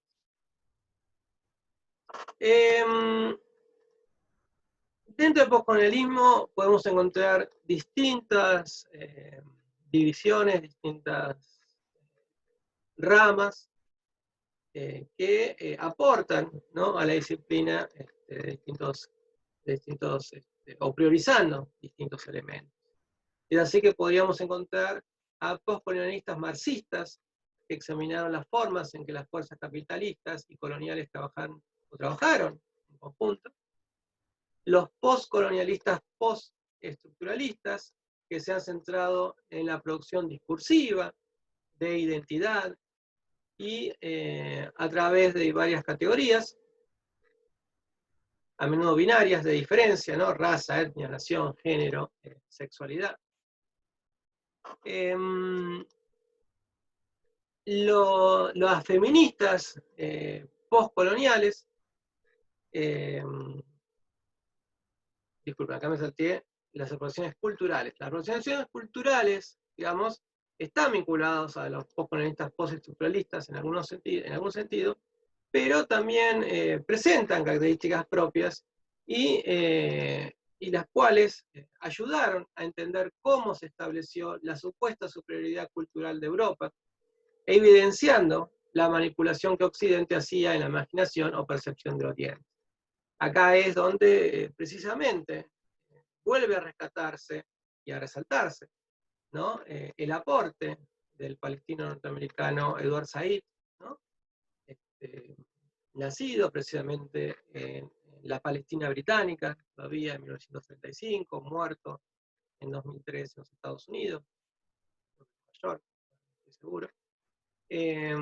Y Said fue muy importante también por sus conceptualizaciones del orientalismo, ¿no? De hecho, un libro que él publica a finales de la década 70, Orientalismo, precisamente, lo considera como fundamental en la cristalización del postcolonialismo. Y ese orientalismo de Said se refiere a las instituciones y procesos, principalmente de producción de conocimiento, y cómo eso ayuda a cristalizar la supuesta superioridad cultural y de diversos tipos de Europa sobre el resto, ¿no?, sobre África, sobre Medio Oriente, sobre partes de Asia. Entonces, ahora sí, los feministas postcoloniales, si bien ya le hemos mencionado, analizamos el feminismo en general, internacional, buscan corregir las subordinaciones de género dentro de su propio contexto cultural, rechazando visiones occidentales, ¿no?, o sea, los particularismos al que hicimos referencia. Entonces, tenemos distintas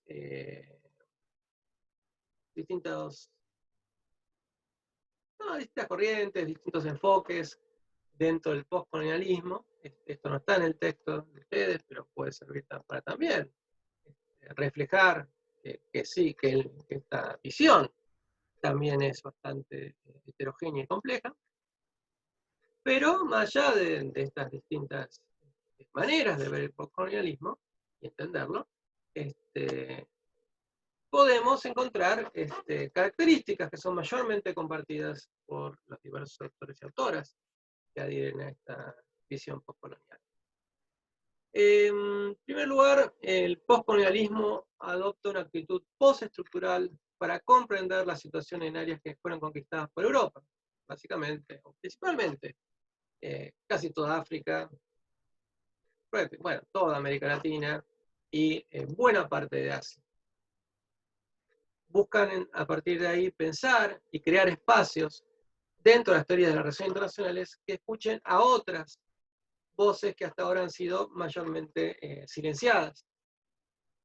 Entonces, en esto se observa que presentan un compromiso de resaltar las ausencias y los ausentes en esta historia y en la narrativa dominante de la disciplina de las relaciones internacionales.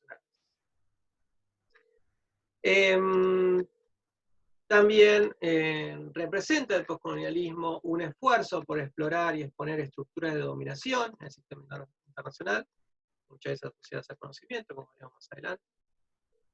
Llama también la atención sobre la historiosidad de la disciplina de las relaciones internacionales, que ven que habría comenzado en el mundo euroamericano, ¿no?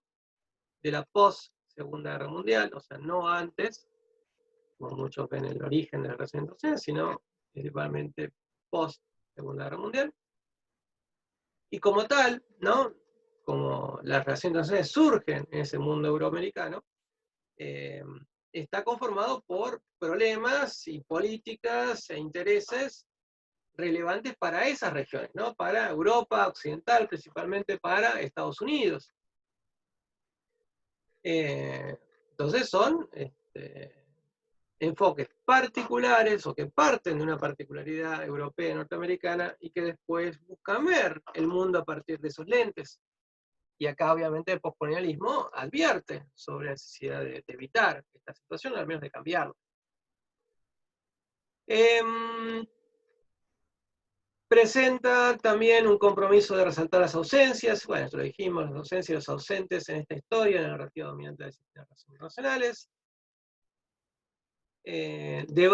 Debate el poscolonialismo en torno al estudio de relaciones norte-sur, concentra sus análisis en el estudio de relaciones contemporáneas de poder, de jerarquía y dominación, que se articulan en relación a la experiencia colonial y que se reproducen y mantienen por medio de discursos y prácticas que afirman estas relaciones a nivel local y global. De mismo modo, el postcolonialismo señala que las relaciones de raza, de clase o de género no se eliminaron con las independencias, sino que persisten e influyen en la construcción de las sociedades independientes y en la conformación de las identidades de los individuos. Otros aspectos centrales del postcolonialismo es la internalización del colonialismo. ¿Y qué decimos con esto? ¿No? Por internacionalismo es cómo los individuos de sociedades colonizadas han adoptado en su forma de vida aspectos como el racismo, esclavitud, opresión o violencia, reproduciéndose generacionalmente entre los colonizados hasta nuestros días, más allá de que ese colonialismo formal se haya acabado. Lo cierto es que perdura cierto neocolonialismo en las maneras de ser de los colonizados o neocolonizados. Además, comparten con las teorías críticas a resaltar el nexo históricamente estrecho entre el poder y la producción de conocimientos, entre saber y poder. Incluso la cartografía, ¿no? Muy popular, sobre todo en épocas coloniales, nos ofrece representaciones geográficas que no son neutras, ¿no? O sea, el mapa ¿no?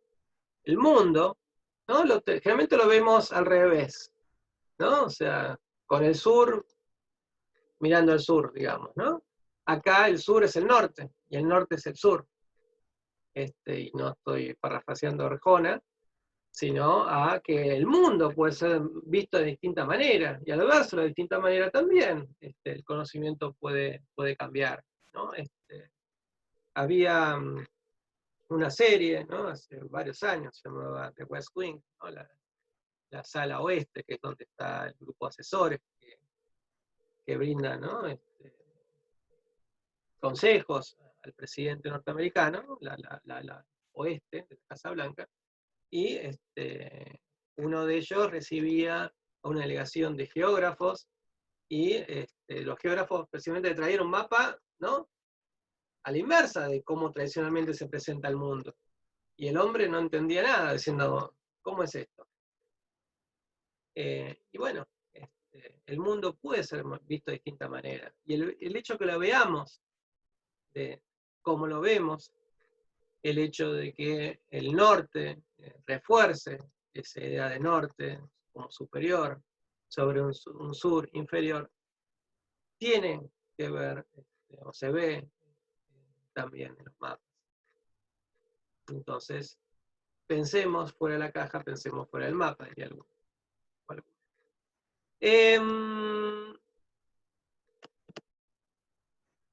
El postcolonialismo también rechaza el carácter estadocéntrico, ¿no? La ontología estatalista, ¿no? Donde el Estado o el estadocentrismo, ¿no? Es referente fundamental para entender las relaciones internacionales y el sistema internacional.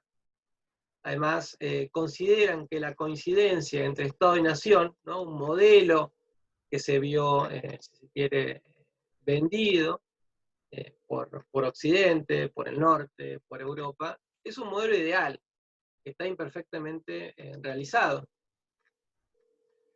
En este punto, lo que señala el postcolonialismo es que este carácter estadocéntrico o Estado-nación céntrico habría permitido en los últimos siglos limitar prácticamente las relaciones internacionales a estados con gobiernos estables, supuestamente civilizados, básicamente occidentales, o donde al menos, si no son occidentales, el modelo a seguir como estado sería el occidental, viendo en la periferia del sistema, como son las excolonias, un elemento casi anexo, más que constitutivo del orden internacional, ¿no? Objeto y sujeto, ¿no? O sujeto de los estados avanzados, desarrollados, occidentales u occidentalizados, y objetos de esos otros estados más poderosos, el resto, la periferia, lo que no se considera como un estado exitoso. Vinculado a esto, ¿no? Van a criticar el europeísmo y su construcción mítica, ¿no? O sea, la cultura europea basada en una construcción mítica sustentada en una separación geográfica, donde el Atlántico, y el Atlántico Norte sería, ¿no? Europa Occidental, Estados Unidos es el centro, y el resto es la periferia. Y ese, ¿no? Estados Unidos es un apéndice, o se lo presenta como un apéndice de Europa, de la experiencia europea, de muchas instituciones europeas y de población, que mayormente, aunque no únicamente, provino de Europa originalmente. El postcolonialismo también se preocupa por la otredad, por el otro, por el no europeo, por aquel que, o aquella, que fue subjetivizado, subjetivizada por el Occidente durante la colonización mediante la pasividad y el silencio, por aquellas voces que no fueron escuchadas, que no fueron tomadas en cuenta, ¿no? O sea, se presenta el postcolonialismo como una manera de expresar esas voces. Por eso que establece espacios intelectuales para que los pueblos subalternos, ¿no?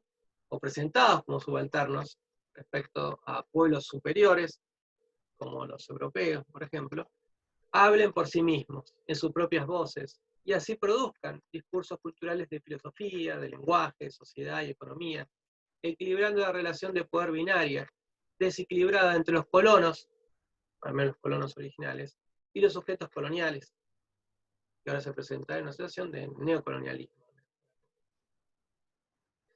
La teorización postcolonial también privilegia la epistemología que se enfoca en los colonizados para comprender mejor el mundo. Socava de esta manera gran parte de los conceptos y creencias convencionales de las relaciones internacionales y revela al tercer mundo como un agente activo y articulado con visiones alternativas y aspiraciones distintas, ¿no? O sea, se piensa desde los pueblos subalternos, ¿no? Desde los inferiores.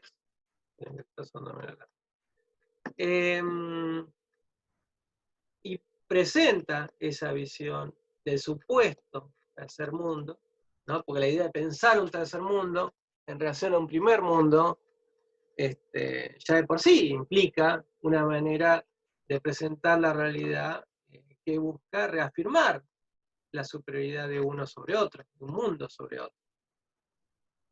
Entonces se necesita repensar esa realidad y escuchar a las voces silenciadas. Otros elementos más que hacen a esta aproximación postcolonialista es que reconoce las multiplicidades que forman al mundo y ayuda a prestar la debida atención a las contribuciones de los no europeos a la creación del mundo moderno.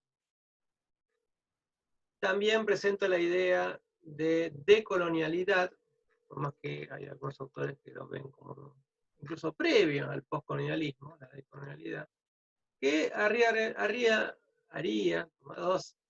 referencia a la desnaturalización de las estructuras construidas y a la demanda de reconocimientos a través de estudios sobre los subalternos desde una perspectiva subalterna, ¿no? Estudiar el subalterno desde los subalternos, no estudiar los subalternos, los que son de momento subalternos o que son presentados como subalternos desde Occidente. De esta manera lo que se busca con esta decolonialidad es ayudar a liberar nuestro pensamiento de la dominación occidental. La decolonialidad, de hecho, se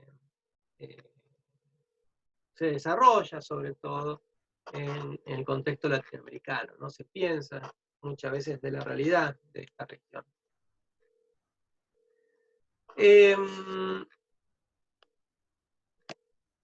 Y acá, bueno, nuevamente volvemos a los mapas, ¿no? Los mapas muchas veces nos permiten entender realidades y pasados, ¿no? Presente, pasado, quizás futuro, ¿no?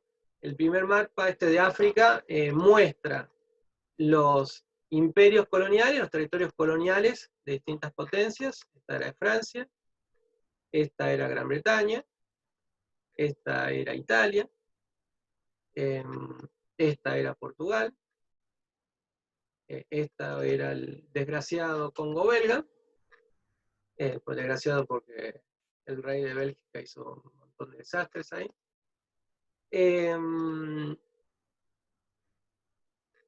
Y este era el español, ¿no? El portugués y este era el español. Acá está este pedazo, ¿no? De África que era supuestamente administrado por el virreinato, o sea, del Río de la Plata, Guinea Ecuatorial.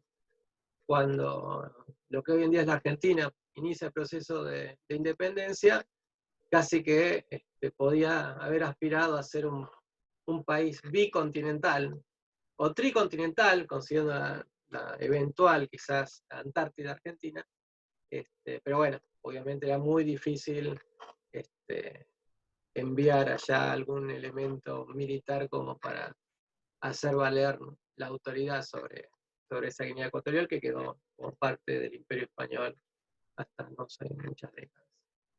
Entonces, acá tenemos los distintos territorios coloniales y vemos, ¿no?, cómo esos territorios coloniales se asemejan en mucho sentido a las fronteras actuales de los países africanos. Y lamentablemente muchas de estas fronteras, ¿no?, se tiraron en función de áreas de influencia, de control de distintas potencias, y muchas veces sin tener en cuenta de que quizás se está dividiendo algún pueblo, alguna tribu, o que por el contrario se metía bajo un mismo techo tribus que históricamente habían sido enemigas, lo cual iba a ser muy inestable ese futuro Estado independiente. Entonces, digamos, volvemos a esa idea de que el colonialismo sigue teniendo prejuicios para aquellos que fueron colonizados en su momento, ya en una etapa postcolonial. Y lo mismo se puede hacer referencia a la Indochina francesa, ¿no?, que a esa Indochina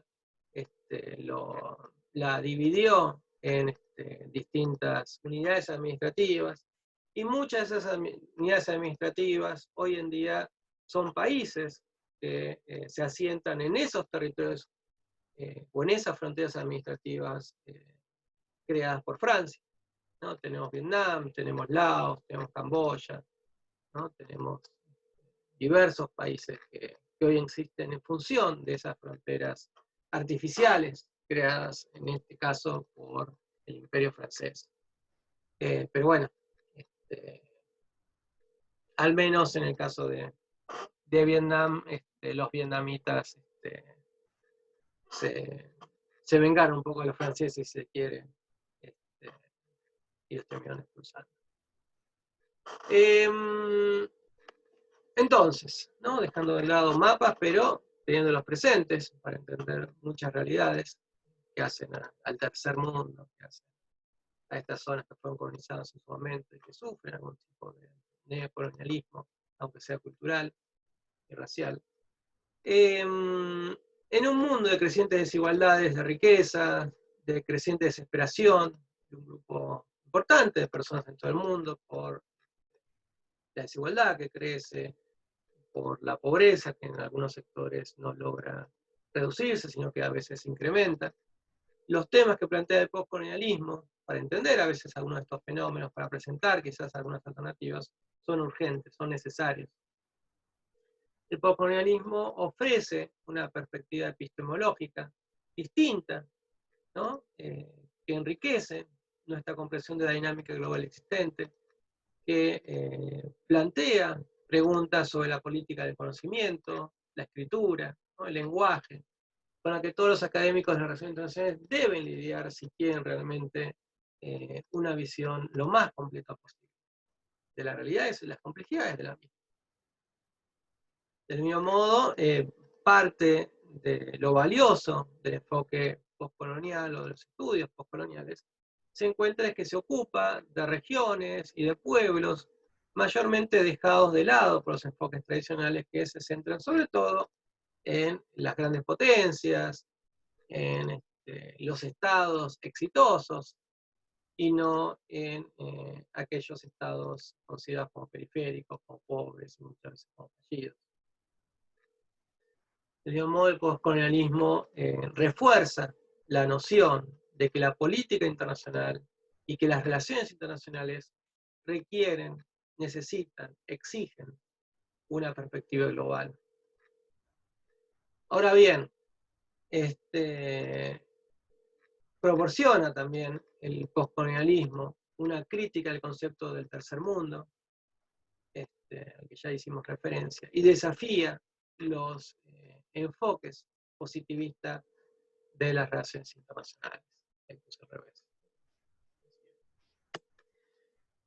Tomando de vuelta, ¿no? O sea, hicimos zoom en tres corrientes post-positivistas como el feminismo y sus distintas divisiones internas, pero también elementos compartidos, en el postestructuralismo y sus características, en el post-positivismo y también algunas diferencias entre sí, elementos que aportan al análisis, pero sacando el zoom, ¿no? Abstrayéndonos un poco, volviendo a ese paraguas post-positivista, podemos decir de que son las perspectivas críticas de las cuales encontramos el post-positivismo, y de hecho la teoría crítica también se le pone una dentro del post-positivismo, ¿no? Donde se alimentan mutuamente. Sobre relaciones internacionales exigen que comprendamos la importancia de interpretación, indaguemos sobre la relación entre poder y conocimiento y reflexionemos sobre las políticas de identidad en la producción y la comprensión de los asuntos globales. Entonces, el hecho es que solamente estas perspectivas hacen esto que mencionamos, y por eso ya de por sí son muy importantes para el entendimiento. El pospositivismo ha contribuido significativamente a hacer que la disciplina de las relaciones internacionales sea más pluralista, con varias teorías diferentes para elegir, si se quiere, que reflejan posiciones sociales, políticas y culturales diferentes. También ha ayudado a arrojar una luz crítica sobre los supuestos y compromisos de las teorías establecidas. Ahora bien, esto es obviamente una contribución al enriquecimiento, ¿no? A un análisis rico de los, tamizado también, de los asuntos internacionales. Pero estamos, si se quiere, en un punto de tal pluralismo a nivel relaciones internacionales, o a nivel teoría de relaciones internacionales, que las mismas, la teoría de relaciones internacionales, se está volviendo menos una disciplina coherente y más una suerte de empresa fragmentada dividida en diferentes campos y que no siempre tiene mucho contacto entre sí, no se escuchan, no se hablan. En ese sentido, ya no habría actualmente, en el futuro próximo, teorías en la disciplina, ¿no?, de la teoría de relaciones internacionales que sean indiscutiblemente hegemónicas. Y cuando no hay teorías principales, se dificulta la existencia de grandes debates. Lo que tenemos, en cambio, es una cantidad importante, significativa, de reflexiones que emergen de una gran cantidad de campamentos, ¿no?, de campos o de aproximaciones diferentes. Entonces, el pluralismo puede llevar a una confusión de, de tantas visiones distintas, de aproximaciones que hacen a la relación internacional, ¿no? Por eso una de las preguntas es si estamos frente al fin de los paradigmas hegemónicos y o de los grandes debates, o si hemos llegado a una etapa en la evolución de las relaciones internacionales donde se busca precisamente enriquecer las mismas a través de distintas corrientes, distintos enfoques que hacen o que ponen atención en distintos elementos, en distintos actores, en distintas variables independientes y dependientes, y que solamente a través del reconocimiento de esa riqueza pudiéramos arribar a un conocimiento lo más completo posible de las relaciones internacionales. Después quedará en uno, llegado el caso, partir de algún enfoque en particular, y llegado el caso, si ese enfoque, si esa corriente, si esa teoría se vuelve insuficiente para entender la realidad, bueno, ir incluyendo nuevas etapas, nuevas teorías, nuevos enfoques, nuevos conceptos, ¿no? Lo que la escuela inglesa hablaba, ¿no?, de una aproximación tripartita, ¿no?, basada en liberalismo, en el normativismo, en el realismo, ¿no?, que también se debatía en el cuarto debate, ¿no?, la posibilidad de una síntesis, partiendo de distintas visiones, pero acercándonos. Quizás estamos realmente, o seguimos en esta etapa y quizás nunca lleguemos a un quinto debate, porque acá es donde nos vamos a quedar, ¿no?, en seguir pensando en realidad distintas aproximaciones y en pensar cómo combinarlas. Así que bueno, la semana que viene vamos a continuar con la siguiente unidad. Se va a debatir la cuestión de soberanía y autonomía, diversos autores. Así que si tienen la posibilidad, vayan leyendo, sigan cuidándose. A veces uno piensa que el virus está allá, pero no me va a tocar y puede tocarle. Y si bien la mayoría de los casos no son graves, inclusive no manifiestan síntomas, puede que a uno le toque los síntomas o puede que sin presentar síntomas contamine, contagie a una persona mayor, una persona con problemas, y eso, bueno, puede ser muy malo para esa otra persona. Así que cuidado, prudencia. Y aprovechen el tiempo libre para reflexionar, para profundizar algunas de estas ideas, para leer los textos, para trabajar las dudas, o profundizar algunos elementos en los prácticos. Y bueno, con suerte, el próximo jueves nos vamos a estar volviendo a ver. Tengan una buena semana, un buen fin de